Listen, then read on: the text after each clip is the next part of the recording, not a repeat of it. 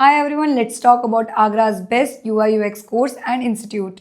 My name is Hina Parihar and I am a UI UX designer. Before we discuss the best UI UX course, let's first understand what UI and UX actually mean. UI stands for user interface. It is all about how a website or app looks. The colors, fonts, buttons, layouts, the overall visual design. Good UI makes a product look clean, attractive and easy to use. UX stands for user experience. It focuses on how a user feels while using a website or app. UX includes user research, user journey, wireframes, prototypes, and usability testing. In simple words, UI is what you see, UX is how it works and feels.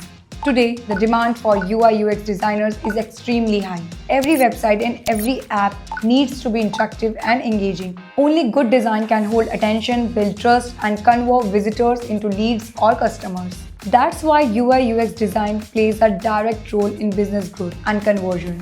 You don't need years, you need the right guidance, the right tools, and real-world practice. A strong UI UX curriculum includes design fundamentals, user psychology, UX research, wireframing and prototyping design systems, and real industry projects. You also learn industry standard tools like Figma, Adobe, Photoshop, and other prototyping tools. These are the tools companies actually use.